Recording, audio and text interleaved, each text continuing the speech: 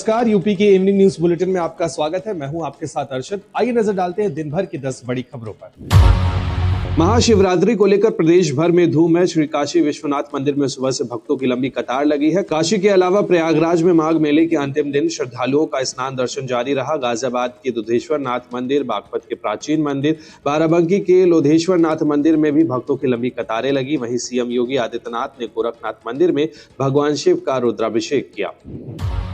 भाजपा ने यूपी की 80 में से 51 लोकसभा सीटों पर प्रत्याशियों की घोषणा कर दी है। अब बची हुई 29 सीटों के लिए चर्चाओं का दौर जारी है। भाजपा सूत्रों के मुताबिक दूसरी सूची में कई ऐसे दिग्गज चेहरे हैं जिनके टिकट कट सकते हैं। इसमें मेनका गांधी, वरुण गांधी का नाम भी है। एटा में डीजे पर डांस करते करते दूल्हे के 15 साल के भाई की मौत हो गई। हादसे का वीडियो भी सामने आया है। आनन फानन में उसे अस्पताल ले जाया गया, जहां डॉक्टर ने उसे मृत घोषित कर दिया। हार्ट अटैक से मौत की आशंका जताई जा रही है। सोशल मीडिया के जरिए युवाओं को रातों रात अमीर बनाने के सपने दिखाकर नकली नोटों की खेप सप्लाई की जा रही है। जयपुर के कई बैंकों से पुलिस को शिकायत मिलने पर पुलिस ने 2 आरोपियों को गिरफ्तार किया है। इटावा में एक महिला की हत्या कर दी गई। महिला का शव बंद मकान में बेड पर पड़ा मिला। मायके वालों ने पति पर लोहे की रॉड से हमला कर हत्या करने का आरोप लगाया। सूचना पर पहुंची पुलिस ने शव को पोस्टमार्टम के लिए भेजकर मामले की जांच शुरू कर दी है। कानपुर में सपा विधायक इरफान सोलंकी के घर पुलिस के दस्तावेजों में जो कार पुलिस गैंगस्टर एक्ट के तहत सीज हो चुकी है, वो कार इरफान के घर पर खड़ी मिली। इरफान की संपत्ति सीज करने में झोल सामने आने के बाद मामले में पुलिस कमिश्नर ने जांच बैठा दी है।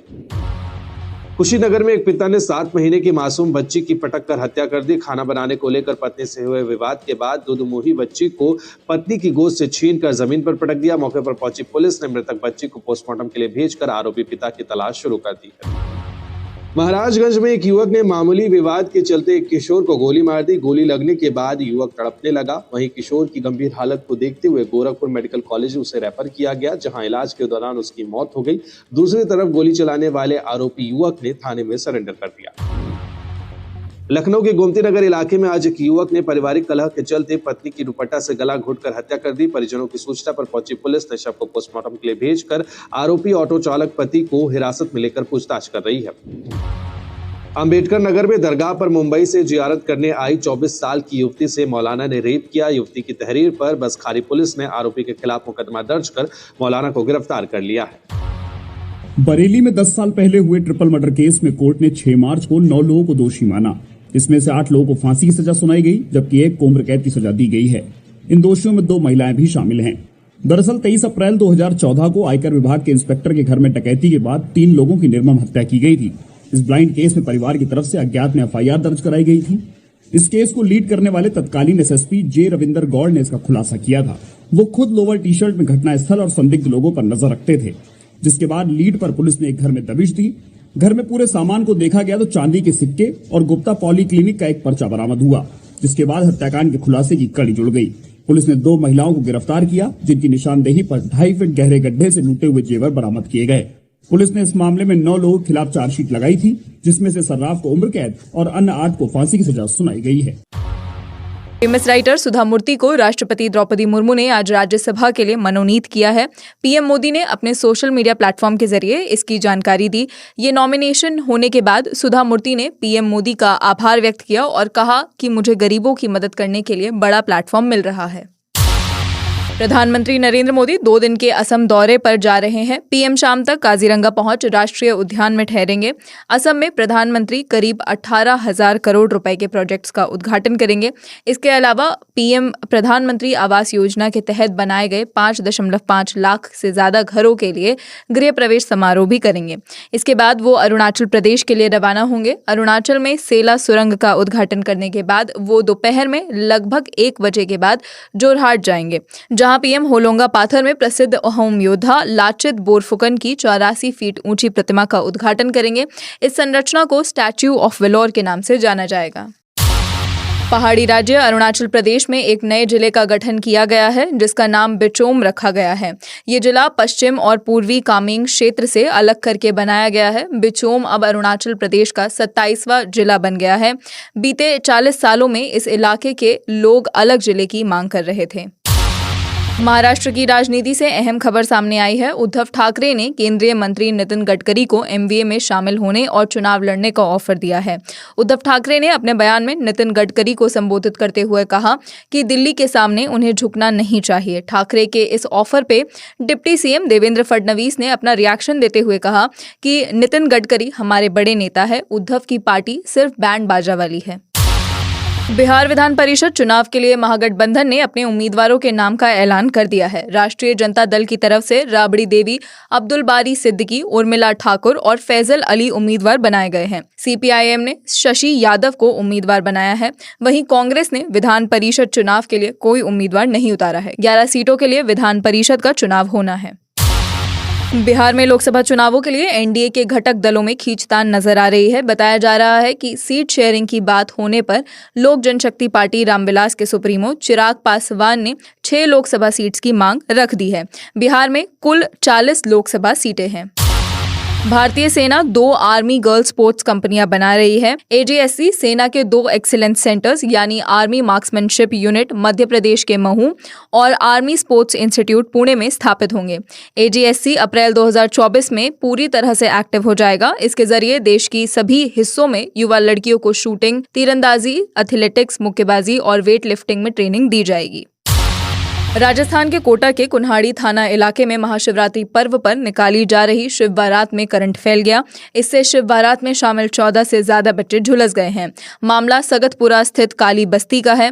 जानकारी के मुताबिक यात्रा में कई बच्चे धार्मिक झंडा लेकर चल रहे थे। इसी दौरान ये झंडा हाई टेंशन लाइन से टच हो गया। बताया जा रहा है कि जहां से शिव बारात गुजर रही थी वहां पानी भी फैला हुआ था। इस कारण करंट और ज्यादा तेजी से फैला। सभी घायलों को फिलहाल कोटा के MBS हॉस्पिटल में एडमिट कराया गया है। अमेरिकी राष्ट्रपति जो बाइडेन ने आज संसद के दोनों सदनों को संबोधित किया। इस दौरान संसद के सभी सदस्य, देश के चीफ जस्टिस के अलावा सभी अहम संवैधानिक पदों के सदस्य मौजूद रहे। इसे state of the union address कहा जाता है। अमेरिका में ये भाषण काफी अहमियत रखता है। मालदीव की नेशनल डिफेंस फोर्स यानी MNDF के डायरेक्टर ने कल घोषणा की है कि उनके देश में मौजूद भारत के हेलीकॉप्टर का कंट्रोल अब मालदीव की सेना के पास होगा। हेलीकॉप्टर को ऑपरेट करने वाला क्रू भी मालदीव के रक्षा मंत्रालय के नेतृत्व में काम करेगा। एक प्रेस कॉन्फ्रेंस को संबोधित करते हुए डायरेक्टर कर्नल मुजताबा ने बताया कि देश में 10 मई के बाद कोई भी विदेशी सेना मौजूद नहीं रहेगी। प्रधानमंत्री नरेंद्र मोदी ने आज नई दिल्ली के भारत मंडपम में नेशनल क्रिएटर्स अवार्ड प्रदान किए। पहली बार शुरू किए गए इस पुरस्कार का उद्देश्य देश की सृजनात्मक प्रतिभाओं का सम्मान करना है। नेशनल क्रिएटर अवार्ड्स कथावाचन, सामाजिक बदलाव, पर्यावरण और शिक्षा सहित अन्य क्षेत्रों में उत्कृष्टता को बढ़ावा देने का प्रयास है। ये सकारात्मक बदलाव के लिए रचनात्मकता को प्रोत्साहन देता है। इस अवसर पर प्रधानमंत्री ने कहा कि देश में पिछले 10 वर्ष में डेटा क्रांति आई है। उन्होंने कहा कि डिजिटल इंडिया मिशन ने कंटेंट क्रिएटर का एक नया क्षेत्र सृजित किया है। श्री मोदी ने कहा कि ये पुरस्कार आने वाले समय में महत्वपूर्ण स्थान हासिल करेगा।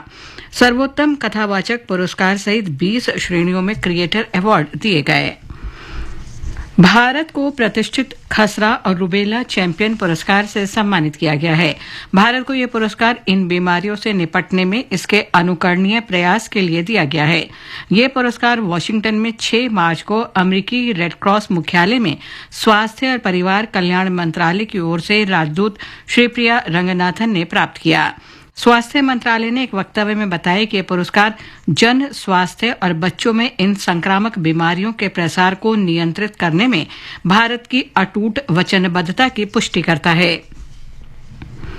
भारत ने रूसी सेना में काम करने के लिए भारतीयों को ठगे जाने का मामला रूस सरकार के साथ दृढ़ता से उठाया है। नई दिल्ली में विदेश मंत्रालय के प्रवक्ता रणधीर जायसवाल ने कहा कि झूठे वादे करके भर्ती करने वाले एजेंटों के खिलाफ कड़ी कार्रवाई शुरू की गई है। उन्होंने कहा कि केंद्रीय अन्वेषण ब्यूरो ने कई शहरों में तलाशी और आपत्तिजनक सबूत इकट्ठा करके एक बड़े मानव तस्करी नेटवर्क का पर्दाफाश किया।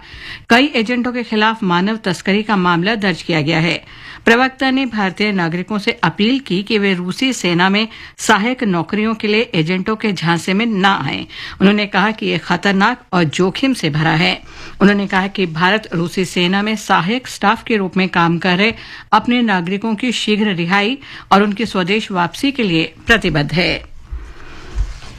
राष्ट्रपति द्रौपदी मुर्मू 12 मार्च को मॉरिशस के राष्ट्रीय दिवस समारोह में मुख्य अतिथि के रूप में भाग लेने के लिए 11 से 13 मार्च तक मॉरिशस की राजकीय यात्रा पर जाएंगी। राष्ट्रपति मुर्मू मॉरिशस के राष्ट्रपति पृथ्वीराज सिंह रूपोन्नु और प्रधानमंत्री प्रविंद कुमार जुगनौथ के साथ द्विपक्षीय बैठकें करेंगी। यात्रा के दौरान वो कई गणमान्य व्यक्तियों और नेताओं से भी मुलाकात करेंगी। राष्ट्रपति मुर्मू और प्रधानमंत्री जुगनौथ संयुक्त रूप से मॉरिशस के साथ भारत के विकास साझेदारी की बढ़ती और बहुमुखी प्रकृति को प्रदर्शित करने वाले 14 भारत सहायता प्राप्त परियोजनाओं का उद्घाटन करेंगे। आज अंतर्राष्ट्रीय महिला दिवस है। महिलाओं की सामाजिक, आर्थिक, सांस्कृतिक और राजनीतिक उपलब्धियों की मान्यता में प्रत्येक वर्ष इस दिवस का आयोजन किया जाता है। संयुक्त राष्ट्र ने इस वर्ष अंतर्राष्ट्रीय महिला दिवस का विषय महिला सशक्तिकरण में निवेश, प्रगति को बढ़ावा रखा है। महिलाओं के आर्थिक सशक्तिकरण अभियान का विषय है समावेशीकरण को प्रोत्साहन। राष्ट्रपति द्रौपदी मुर्मू, उपराष्ट्रपति जगदीप धनखड़ और प्रधानमंत्री नरेंद्र मोदी ने अंतर्राष्ट्रीय महिला दिवस पर शुभकामनाएं दी हैं। महाशिवरात्रि आज देश भर में आस्था और हर्षोल्लास के साथ मनाई जा रही है। इस अवसर पर भक्त भगवान शिव की पूजा अर्चना कर रहे हैं। राष्ट्रपति द्रौपदी मुर्मू ने महाशिवरात्रि के पावन पर्व पर लोगों को शुभकामनाएं दी हैं।